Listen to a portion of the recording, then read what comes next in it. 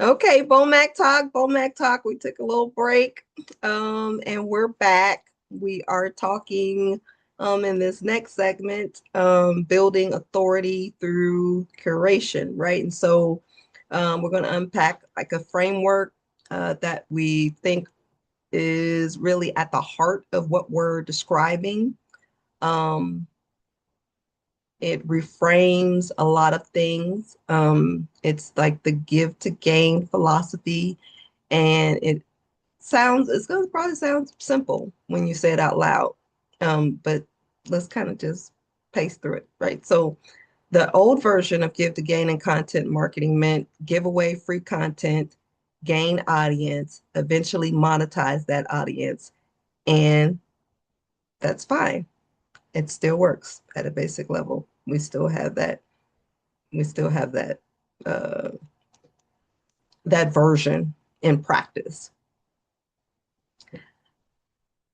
But now we're talking about something more specific than that. In a world of information overload and genuinely overwhelming, I'm overwhelmed. I have to monitor my email constantly because I'm just overwhelmed with content where your ideal clients are also drowning in newsletters and posts and videos and podcasts and Slack messages and emails. Um, and that's our no, this is no the norm for our world right now. So the most generous thing that we can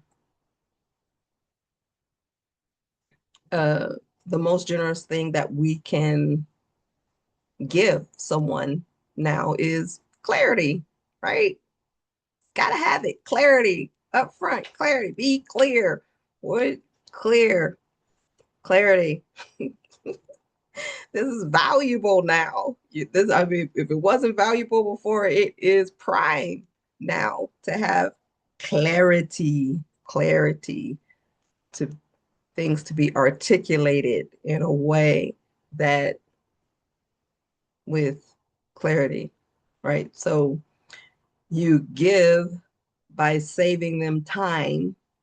You give by doing the filtering work, filtering through information so they don't have to, right? Um, and the flip side is just as important. You gain authority by telling people what to ignore. Be about this, that's sidebars, that's added on, but this is what's important. And this is the part that makes people uncomfortable because it requires taking a stance. That means that you have to have a position. You have to position yourself within a market. You have to say yay or nay. Um, you have to be on one side or the other, right? Um, it requires saying publicly, I have looked at the landscape.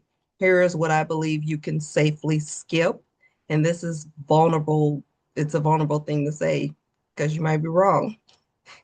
And then you're wrong out there in the public on video and on podcasts and on, in all the media that to which you has been collected, right? So, and people might disagree. They might get on there and comment and say, we don't like this and we don't, or unfollow you or um, uh, find you in other groups and, and express their disdain with your position, right? So, uh, but that position, that stance, and even that vulnerability is exactly what creates trust. This is what creates value, right? Because you're willing to stand for something and take a position and to be an authority, right? So because it signals something really powerful, um, uh, that you as a person you've done the work, you did the work, and um, and synthesized enough. to have an opinion and you care enough about the time of your owners, managers, administrators in our case, to give them the short version, right? Um, and so, uh, an example um, might look like, right? Instead of sharing a link to a 60-page industry report, you read the report, pull the three most actionable findings for your specific audience, and present those in a 5-minute format. You're not dumbing it down. You're doing the cognitive labor of synthesis, which is genuinely, it's hard. It's hard and it's time consuming. And you have to, in a fast-paced world, you have to stop, read it, comprehend it, then pull out those points, right? And so gifting that labor, to your target market or your audience is something that is value that you could add. That's a value add, right? And so an example of gaining authority by telling people what to ignore might be a post or an episode where you say, everyone in my industry is talking about X, Y, and Z trends right now, but here's what I think it's a distraction for the next 18 months. Or here's why I think it's a distraction, what you should focus on instead. You're not being contrary for the sake of it. You thought it through, you have a position, and you're willing to defend it. You can defend it. Um, it has some defensible backing, right? And so the kind of content or that you're introducing becomes incredibly rare in a environment that has information as a commodity, right? So you're a creator, understandably, you can't be afraid to be wrong, afraid of alienating people, afraid of the comment section. Yeah. And so that's why I said we encourage feedback. We have informal and formal advisors, and within these groups, a lot of these groups are very opinionated. Um, some, a lot of the groups uh, are uh, are faith-based, and uh, you get individuals from internationally, nationally, all walks of life, all types of businesses, and some groups are positioned, in a certain philosophy. Um, they have a mission and a vision that built that group. And so within that, you may get uh, feedback that is from a different angle. And we invite those types of conversations because it presses us to think, right? It presses us to think about and different perspectives and how others, owners, and administrators may be consuming our content and their take on it, what they were able to glean from it, right? So our intent may not always be found, but when we get feedback, we can see if it landed where it needed to. So we like the feedback, constructive feedback. But if you just want to camper, then man, it's too much information out there to be going into all that. So yeah, so uh, don't be afraid to take a position, right? And so uh, this default of here are 5 perspectives on the issue, you decide which is fine, but it's not building the kind of authority, we're talking about, right? And so um, we don't want to be like a know-it-all. Oh, you think you know everything. Um, and being, in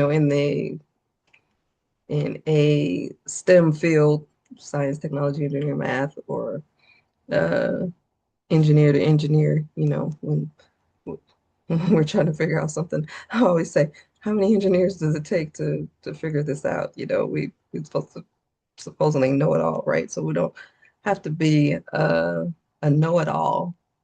Um, and if you even have that know-it-all attitude, shifting to a know what is important, know what is valuable, know what actually matters within a particular context, right? And so that old authority model rewarded knowing everything, breadth of knowledge, comprehensiveness, with feasibly no gaps, right? The new authority model rewards knowing what is important, that discernment, being able to put things in priority, and the willingness to filter um, through what's what. And honestly, in a world where AI has made comprehensive knowledge basically free, know-it-all has almost zero marginal value. If it didn't before, it really does not now, right? Because knowing what matters, or knowing what's applicable, knowing what should be in priority, having that discernment to see if it's even applicable, and then the willingness to stay in position and to filter that information based upon um, real case scenarios, um, now is where the value is. And so, um, as you kind of chart through doing your content creation, consider what we said, and this is what we're trying to build towards. We're not, I don't know if we're exactly there. We're somewhere um, in the middle of that. In some cases, in some instances, we're already there, and we had already had been doing that, right? Because uh, having the platform that we serve with all the industries, with all the consulting areas, we already had information overload because each industry um, has industry experts, they have their professional organizations, they have their chamber, each one of the areas have their chambers.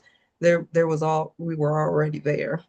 So we were already doing that because um, doing that discernment, prioritizing, and then filtering because we had to, right? And so it's more of the same in some areas for us, right? So if you think about the last 5 pieces of content you publish, posts, emails, videos, whatever your format is, now you maybe can reframe that and look at each one primarily, does it report information or does it give some kind of specific strategic implication? Does it say here's what's happening, or does it hone in specifically as to what someone was suggesting what you should actually do, how you can apply it? And when you audit this as an owner, manager, and administrator, or if you're as a manager, you're managing for some social media for someone else. Um, as you audit this uh, and begin to generate reports about this, um, you know, uh, you'll have to kind of gauge where you want to be on this issue. And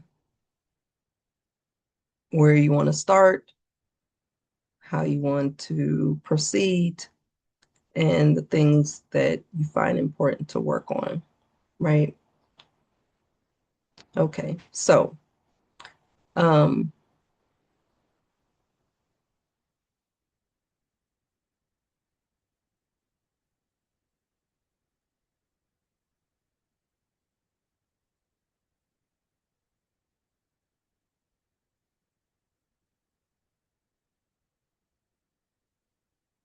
okay, so the next segment, we're kind of going to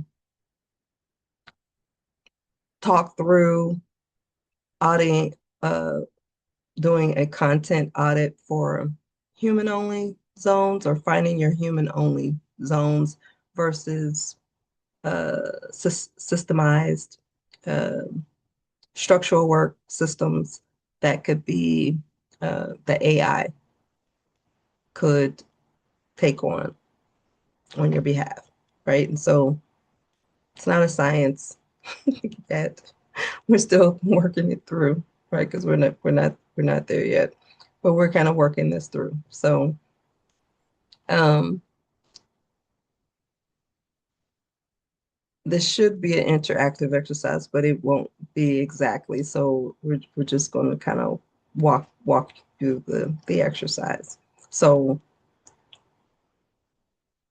practically, if you're going to try to do this content audit, then this is like a real exercise that you could do right now, right? So um, grab a pen and paper or, you know, uh, script this. The goal is to map your current content creation process and kind of identify two things: your human only, the parts where you do that are genuinely irreplaceable by AI, and your process zones, the repeatable structural work that could be systemized or assisted, right? So let's kind of walk through it. Start by writing down every single step in your content creation process. And we do this with all our process. This is our basic process map, a bubble diagram. Background, background, um, architecture, design. Architectural design is my undergrad degree. And as a creator, we always started any program with bubble diagrams, relationship diagrams. And so even when we do process maps, we create them, and this was kind of like a clashing of, of industry when we got into engineering, because the uh, process maps and the symbols that they use in uh, industrial engineering is particularly industry specific, and it's different than doing bubble diagrams. So just so that we put what we've done in context, yeah, we start our process maps with bubble diagrams. And those bubble diagrams, right, uh, signify every step, single step in a particular process. We're talking about content creation process right now, but I just wanted to sidebar, kind of talk about that, because if you've ever went to Cube Engineer Solutions website and looked at some of our workflows, if you're an industrial engineer, you're, you know, put up your nose like, yeah, she's not using the symbols that we use. It. That's true. That's true. I, um, having now in graduate school gone through courses where I have uh, reviewed um, process maps um, and value chain maps in industrial terminology. I realize now that it's different. and we haven't actually uh, taken steps to change that or translate that. That's probably work to be done. But just wanted to explain that. But in any case, whether you are from the same background that I am in design, or you're an engineer, or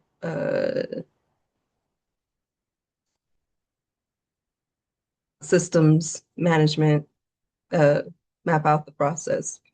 And um, that's every step, every single step. No, doesn't matter how small it is, steps within the steps, right? So um, not just write posts, break it down. Like for a single LinkedIn post that might look like identify topic, do research, decide angle, write the draft, edit for clarity, edit for voice, format for platform, choose image or graphic, write a caption, decide publish time, post respond to comments.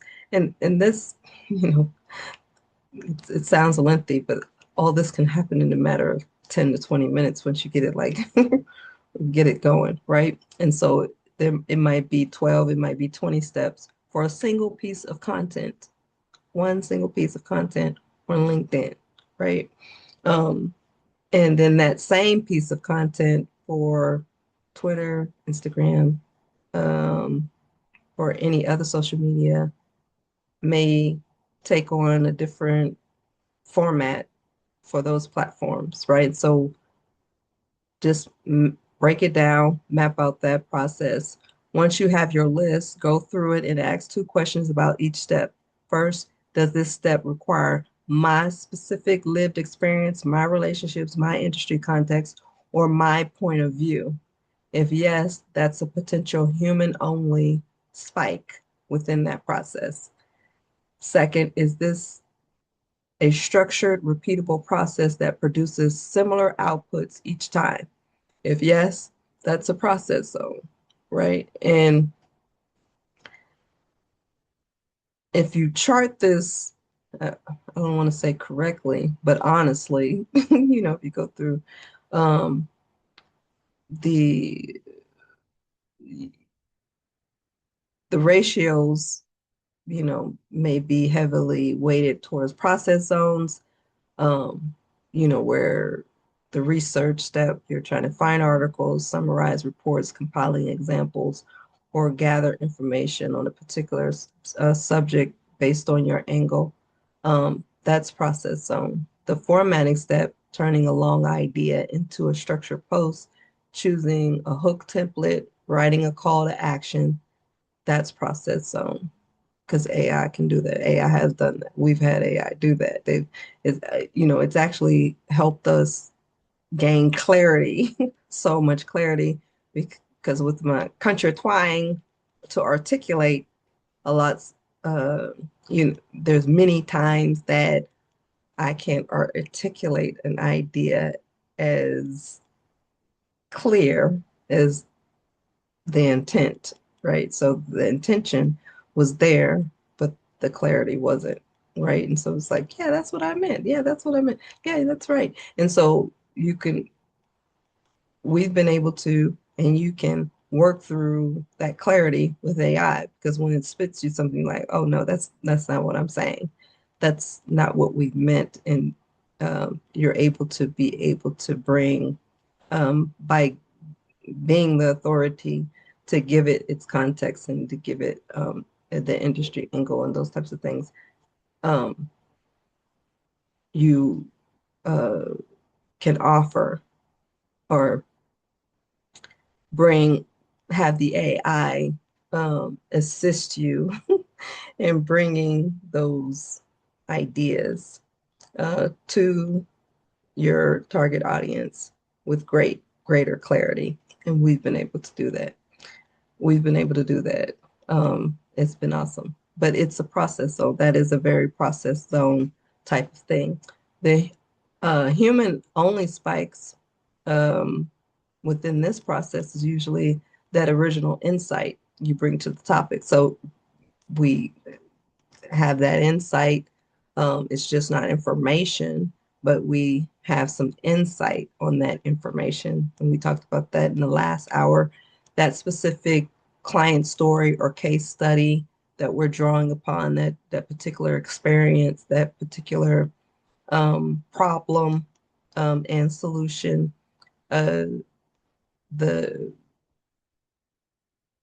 the contrary, you know, uh, or specific context that comes from those decades of experience working in the field, relationship with with other owners, managers, administrators, the decision about which topic to tackle and why to tackle that topic right now. Why it's important to do that right now, why that should take priority over other topics. That's the percentage of the process, right?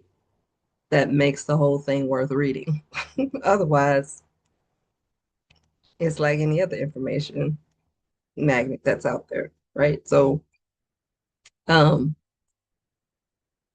this is what we intend to capture with these talks or uh the with the books and with some of the content that we're putting in the stratosphere, in the atmosphere, is that we don't want to just be reporters. We want to be creative curators where we are um, making the time you spend with us, um, consuming our content, that it's worth your time. Like, okay, yeah, that's worth it. We got to show up next time. We're gonna at least give it a once over or whatever and glean what we can uh, uh, from what we can glean from the content that's there, right? And it's worth coming back again to glean again, to glean again, right? And so the opportunity, you can see, if we kind of lay it out that way, how you can use AI thoughtfully with the right prompts and guardrails to handle the process zones, and which means you get to spend more time on your genius, which is what we're calling those human only spikes. That's the spots where where you are, where your expertise shines. You spend more time thinking. So you know, thought didn't go away, leadership didn't go away, but the way we are capturing the opportunity and um, capturing our thoughts, placing our thoughts. Now we can bring more clarity to that. Um, Now we can uh, begin to filter that in different ways. So more time thinking, more time in conversations with clients and with your peers, more time developing the insights that only you can bring. And this is the thing that AI uh, cannot replace conversation. If you use AI correctly, it shouldn't make your content less human. It should make it more human because you freed yourself from the mechanical parts to spend more time on the irreplaceable parts, right? So um, now this only works if you genuinely invest the time in knowing your own voice and your own perspective, right? So you you have to have a position. If you're all over the place and you're not focused, you don't have the mission, you don't have the vision, you don't, you know, you don't understand um, the infrastructure that you're building enough to know where you're positioned within the market, where, uh, who your competitors are within your industry, um, what you value, what are your value words, those types of things. It's your content is going to be all over the place too, if you don't have those things kind of are already charted out. So um, if you outsource the whole process, including the thinking, you get output that's generic and forgettable and disconnected to mission, vision, and to your infrastructure, right? Because it's out there somewhere. It's not connected to uh, your context, your vision, your mission, and those type of things. So AI um, is only as interesting as the inputs you give it. Yeah, and or what it knows, what it can pull on. If it's pulling on the overall generalities um, it has access to, um, then that the output generic, probably normal, average uh, output that you're going to get, right? And so your genius, you're bringing that genius to the conversation into AI so that you can glean that interest and offer value within your content. So think of it this way. AI is extraordinary at amplifying signal, but it can also amplify noise, signal and noise. Engineering terms. Okay, signal and noise. So if the foundation, your perspective, your positioning, your point of view is weak, AI will scale up that weakness efficiently and amplify, right? So this exercise, we just did the audit, that's also a diagnostic for whether you've actually done the work of developing a distinct perspective or whether you've been coasting on format and frequency and within the generic and forgettable, right? So, um, yeah, that's might be uncomfortable when we kind of realize it or clarify that or through the audit. But once you know where the gaps are, then you can fill it. That's the great things about assessments and audits and um, those types of tools is that whatever the feedback is, you can kind of work on and say, okay, is this a true audit? Is this a true assessment? And I like assessments that you can overlay. You can overlay assess from different angles so that you can really see, is this really, did I get a good result here? Can I rely, rely on this information, right? So clarity, once you know where the gap is, you can fill it. And filling it is actually one of the most interesting creative challenges available right now. We love a challenge, and we love particularly a creative challenge, right? So um,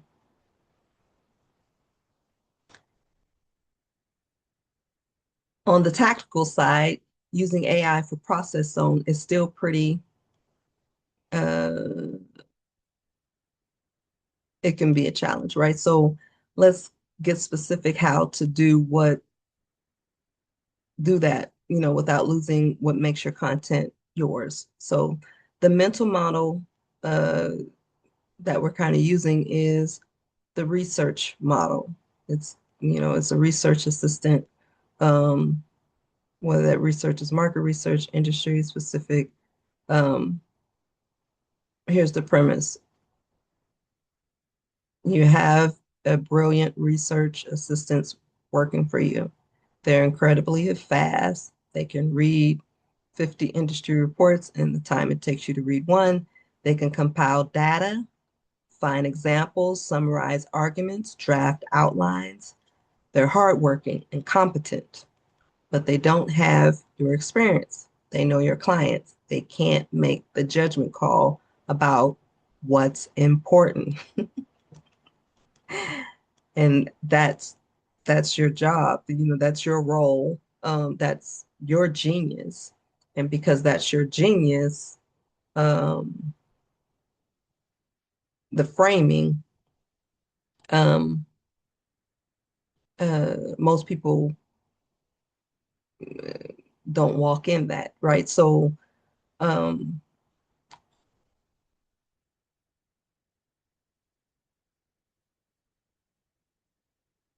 you either um, can take the position like we indicated, where you're separating what AI can do and then what's human only. And then those things that are human only, um, uh, kind of auditing that situation to say, okay, even in human only areas, there's some things that I may be able to delegate, and there's still some things that I cannot. That's still within my genius zone, right? So um, the framing is so much healthier this way than the framing most people walk in with, which is either AI will do everything for me, or I'll never use AI because my content has to be authentic, right? It has to be authentic to me. So there are gray areas in there, and you're gonna have to splice it up, splice it up to get to maximize the opportunity and the to glean the most value there. So both of those are kind of avoiding the real question, which is how do I collaborate with this tool in a way that produces better work faster? How do I integrate AI? How am I going to do it? So here's what this looks like in practice. Let's say I'm creating content about a trend in my industry. Old processes, I'd spend 2 or 3 hours reading articles, taking notes, um, going to the chambers, downloading reports, trying to synthesize, summarize what's happening. The new process is now I use AI to read those 50, to find and read, um, and summarize those 50 articles for me, pull the key themes, identify where experts agree and disagree, and give me a structured summary.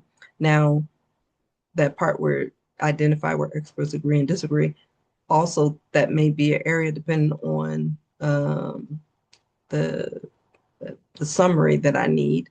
It may be the context or our position. So particular to Urbanetectonics, our services and products in our target market, X, Y, and Z, give me a structured summary. What's important to us. Because what's important to us maybe is two different things, right? And so that takes, it can take AI 20 minutes now to do that work critically, um, and give us that summary, right? So that's the output. Um, that's the research brief, right? That's the research brief. Then you take that brief and start to apply that strategic filter, which is essentially the uh, the mission, the vision, our perspective, the audience, context, um, uh, our experiences, and that's where we produce the actual insight. That part that is worth reading or listening to, and you can do that, you know, to finish that up, right? Um, do that in the time it used to take you to finish the research. If you can get that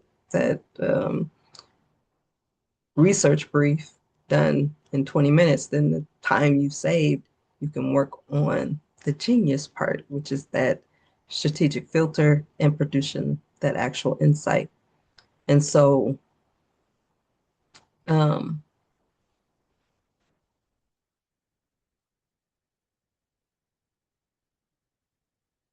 you know, we get a lot of feedback, on some of our content, AI generated content about that voice question, right? Because that's a lot of the number one fear. People try AI assisted writing and it sounds like AI. We're not, we um, have been very vocal and not shying away from that. If the AI is offering clarity that my country twang or my Midwestern twang cannot give, we're okay with that. As long as the clarity is there, it doesn't have to sound like me. And in a uh, you know, business context or a business world or where we are now, where folks can now generate videos with your voice and your likeness and all this types of things. Uh, we're of the standpoint, I don't want AI to sound like me. Because when you're talking to me, I want you to know that you're talking to me. And AI can sound like itself. Gen Z can sound like itself, and then I can sound like myself, with my Midwestern twang. And so um, there's a concern there. We don't have that same concern. It's not important to us. We haven't put that up as a priority, but that is a priority to some, that it doesn't sound like them. Um, uh, we have built our brands where they can stand on their own so that if we if it change ownership or we have other managing members managing it, that it's not so connected to an individual that it can't grow or scale or have owners or be sold, those type of things. So the way we built the brands of the divisions is that they can stand on their own, um, and it necessarily doesn't have to be connected and doesn't have to sound like us. It needs to, the messaging, the brand message needs to resonate and offer clarity as to what that division does. And as long as it does that, we're good. That's it meets the goal. It meets our criteria. We're putting the content out there, right? So um, it's more important to us um, that the what we publish is not off brand. Um, so instead of editing whether it sounds like us, we want it needs to sound like the brand. We don't want it to be off brand. So um, the brand foundation document, usually we can offer AI particular documents that are already out on SlideShare or that are articulated in other formats to give it a brand foundation so that we can quickly go through the process. So we haven't had to use agents to do that. Usually creating the agents is within a lot of the platforms, uh, a ongoing or monthly subscription service. And so being able to just draw on documents that's already with uh, public knowledge, it's already public out there, or just linking the website and say, okay, this is, and it can actually go through the website. The brand is very clear there. The intent and the clarity of the brand is there. then it's able to get on board immediately, and we can go through that post process or that content creation process very quickly. And yes, it's not an agent, but because we had that brand foundation document, we're able to utilize a regular AI um, solution um, without even having an agent. So, um, in this aspect, in this particular example, we're talking about the research assistant, AI still assists us in research without us having a research agent. So, um, just want to put that out there. and and yet, and we'll maybe bookmark our projects or bookmark the output within a separate folder. So essentially, you're giving AI a deep brief on that brand foundation document, gives AI a deep brief on who you are as a brand, your tone of voice as a brand, your signature phrases, topics you care about, your services and products, um, stories, examples. Uh, we have playlists. Each division has their own playlist, has their own website, has some of their own documents within SlideShare. So we can link all of those and it can get the gist of those documents as a complete brand foundation and then create the content for us without having an agent, which the agents assist with that when you create all those things for it, right? So um, I know I'll get feedback on that because we've already have gotten feedback about that. But our, mission vision, wherever projects have to pay for itself, when we begin to bring in agents on board, the cost that comes with doing that will be negligible, right? So if we're able to do that um, and generate revenue, viable revenue, then we'll go to the next step of creating agents for that, right? So it in as a workflow, it's the same. We're not saving time by having an agent because we have brand foundational documents that kind of act the same in the same way. Okay, so um,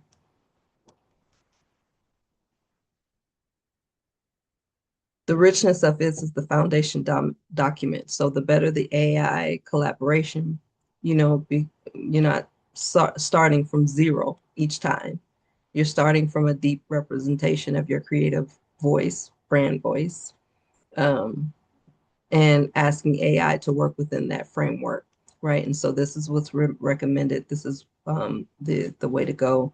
Taking whatever 10 best pieces of content, your most authentic pieces, the ones that felt most like the brand, when you wrote them, it got great feedback, and then using those as training examples or linking those each time. Um, uh,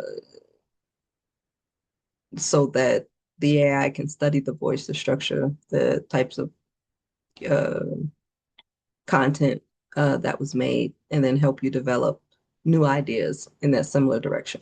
That's what we've been doing without an AI agent, actually just using all of the documents that we've meticulously written out. We got all these documents that we wrote out. And you didn't read them. You didn't read them. But AI will read them and then help us out and generate more content. Yeah, so reverse engineering in a way, right? So this is the brilliant prompt technique where AI is essentially reverse engineering your brand's creative voice and then reiterating it and describing it um, in new content.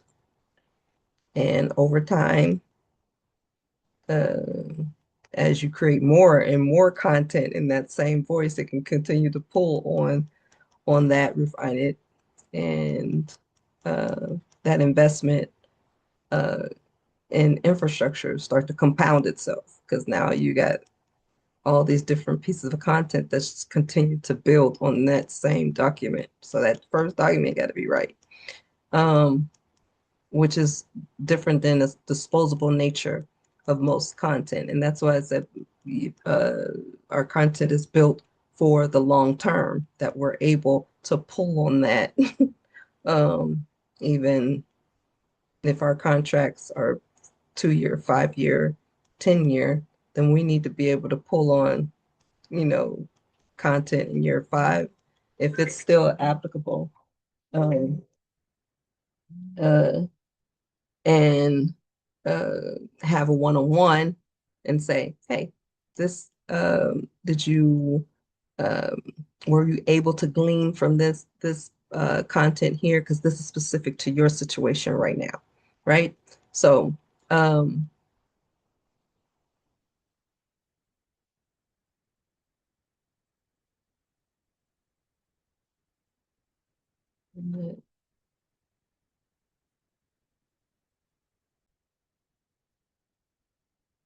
okay, so in the next segment, we're going to the last segments, we're going to have the leadership shift, and then we're going to talk about some case studies and work through some workflows.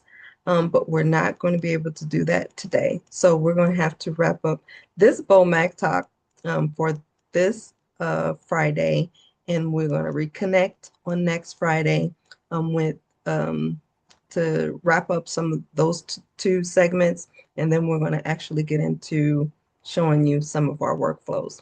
So, um, BOMAC Talk, hope you were able to glean something from what we talked about on today. We'll reconnect on next Friday. All right.